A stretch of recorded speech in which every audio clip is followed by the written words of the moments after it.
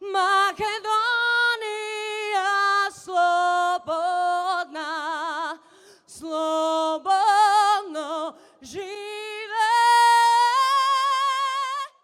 Бараме од Врховниот суд да ги укине пресудите, да го поништи судењето и да има ново судење, бидејќи пресудите се базираат на лажни сведочења. Бараме оставка на владата, распуштање на собранието и предвремени парламентарни избори, порача организаторите на протестот за слобода на уставобранителите. Неколку илјади граѓани протестираа за ослободување на осудените за собраниските настани од 27 април 2017 година. Протестот започна пред владата, а заврши пред законодавниот дом со читање на декларација. Обвиненијата за тероризам според учесниците на протестот се политички монтирани.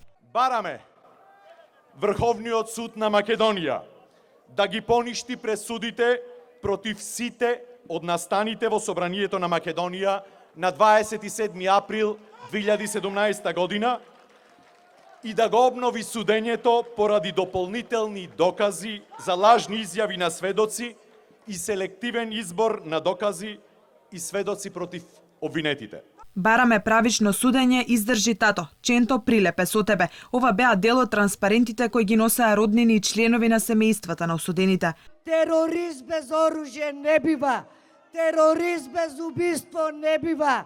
Протестот го организираа македонските заедници и организации од диаспората, а го поддржа и најголемата опозицијска партија ВМРО-ДПМН. Лидерот на партијата Христијан Мицкоски смета дека чашата ја прилило именувањето на Кацарска за председател на Уставниот суд. Народот е на ивица на трпение и ако продолжи вака отсутно да се однесува Зоран Заев и владата на СДСМ, јас се плашам дека работата ќе се радикализира уште повеќе.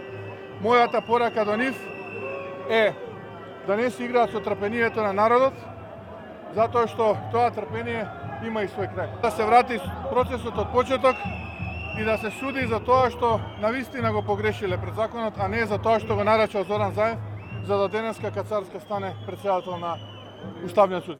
За настаните на 27 април 2017 година 16 луѓе завршија зад решетки, осудени на затворски казни од надвкупно 200 години за кривичното дело терористичко загрозување на државниот поредок.